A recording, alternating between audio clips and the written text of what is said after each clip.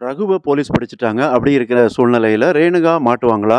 அவங்க வந்து ரேணுகாவே இல்ல, அவங்க சுடர் தான் அப்படிங்கிற விஷயம் எல்லாம் வெளிய வருமா? அப்படிங்கிறது தான் இப்ப பெரிய எதிர்பார்ப்பாவும், கேள்வியாவும் இருந்துகிட்டு இருக்கு. ஏன்னா, மல்லி வந்து தொடர்ந்து இவங்கள வந்து சுடர் தான் இவங்க அப்படின்னு சொல்லிட்டு வராங்க. ஆனா, அத யாருமே நம்ப தயாரா இல்ல. அப்ப அவங்க மல்லிய பொறுத்தவரைக்கும் ஒரு முக்கியமான ஆதாரம் தேவைப்படுது.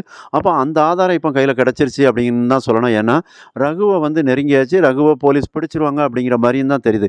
ஏன்னா, அந்த பணத்த வந்து கையில வச்சிருக்காரு 50,00,000த்துல 2,00,000 தான் வெளியில போயிருக்கு. அது போலீஸ் கையில தான் இருக்கு. அத வச்சு தான் ரகுவையே ஃபாலோ பண்றாங்க. அப்ப அத பிடிக்கிறதுக்கும் காரணம் மல்லி தான் இருந்தாங்க.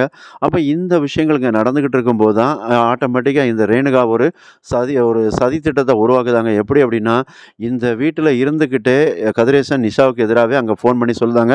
ஏன்னா, உன்ன தேடி ரகுவ தேடி போலீஸ் வராங்க அப்படின்னு சொல்லி. அப்ப இந்த விஷயத்துல வந்து கதிரேசனும் நிஷாவும் கொஞ்சம் யோசிச்சிருக்கலாம். ஏன்னா, போலீஸ் இன்ஸ்பெக்டர்ட்ட பேசினது கதிரேசன். அப்போ கூட இருந்தது நிஷாவும், இந்த ரேணுகாவும் மட்டும்தான். அப்போ இது வந்து எப்படி வெளிய லீக் அவுட் ஆச்சு? ஏன்னா, போலீஸ் அங்க தேடி போகும்போது, அங்க வந்து ரகு இருக்க மாட்டாரு அந்த வீட்ல. அப்ப அவர் எஸ்கேப் ஆயிருந்தாரு. அப்ப இது வந்து போலீஸ்க்கே ஒரு பெரிய ஆச்சரியமாவும், அதிர்ச்சியாவும் தான் இருக்கும். அதனால தான் கதிரேசன்ட்ட கேட்பாங்க. "என்னங்க நமக்கு தெரிஞ்ச விஷயம் எப்படி வெளிய தெரிஞ்சது? எப்படி அந்த அக்யூஸ்ட் வந்து வெளிய தப்பிச்சு ஓடுனாங்க?" அப்படிங்கிற கேள்விய கதிரேசன்கிட்டயும் அந்த இன்ஸ்பெக்டர் கேட்க தான் செய்வார் கண்டிப்பா.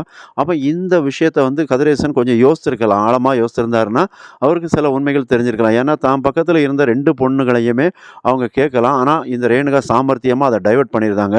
அவங்க எப்படி டைவர்ட் பண்ணுதாங்க அப்படின்னா, "எதுக்குப்பா போலீஸு அந்த மாரி விஷயங்கள்லாம் போய்க்கிட்டு? நமக்கு அது வந்து ஒரு அசிங்கம் தானே!" அப்படின்னு சொல்லுவாங்க. இல்ல அப்படின்னா, "எனக்கு அது வந்து ஒரு பயமாவும், அதிர்ச்சியாவும் இருக்கு." அப்படிங்கிற விஷயத்த கதிரேசன்ட்ட சொல்லுவாங்க. ஆனா, கதிரேசன பொறுத்தவரைக்கும் அந்த பணம் விஷயத்துல வந்து கொஞ்சம் கூட காம்ப்ரமைஸ் பண்ணிக்க மாட்டேங்கிறாரு. என்னுடைய பணம் ஒரு பக்கம் போனா கூட, அத எடுத்தது யார்? என்னோட வீட்டுக்குள்ள வந்து எடுத்தது யாரு அப்படிங்கிறத கண்டுபிடிக்கணும் அப்படிங்கிறதுல முனைப்பு காட்டுறாரு. மும்முரமாவும் இருக்கிறாரு. இதுதான் வந்து ரேணுகாவுக்கு ஒரு பெரிய தலைவலியா இருந்துகிட்டு இருக்கு. ஏன்னா, எப்படியாவது கதிரேசனோட மனச மாத்தி விட்டுட்டோம் அப்படின்னா, அந்த ரூ. 50,00,000 பணம் சேஃப் ஆயிரும். ரகுவும் சேஃப் ஆயிருவாரு அப்படின்னு இவங்க நெனைக்கிறாங்க. ஆனா, இவங்க நெனைக்கிற மாரி எதுவும் நடக்க போறதில்ல. போலீஸ பொறுத்தவரைக்கும் தொடர்ந்து ஃபாலோ பண்றாங்க. அப்ப ரகுவ ரெட் ஹேண்டா பிடிச்சுட்டாங்க அப்படின்னாலே, ரகு தப்பிச்சு ரொம்ப தூரம் ஓடிற முடியாது. ஏன்னா, போலீஸ்ல நெறைய விஷயங்கள் இருக்கிறதுனால, ரகுவ கண்டிப்பா பிடிப்பாங்க. அப்ப ரகுவ பிடிச்சாச்சு அப்படின்னா, ஆட்டோமேட்டிக்கா அவர் என்ன பண்ணுவாரு, எப்படி அந்த ஒருத்தர பிடிச்சாங்களோ, பிடிச்சு போலீஸ் ட்ரீட்மெண்ட் குடுத்து அவங்களுக்கு வந்து அவங்கட்ட இருந்து உண்மைய வாங்குனாங்களோ, அதே மாரி ரகுவையும் அந்த மாரி ஒரு ட்ரீட்மெண்ட் பண்ணாங்க, ட்ரீட் குடுத்தாங்க அப்படின்னா, கண்டிப்பா உண்மைய சொல்லுவாரு. எப்படின்னா, இது வந்து சுடருக்காக பண்ணது தான். சுடர் வீட்ல இருந்து நாங்க தான் எடுத்தோம்.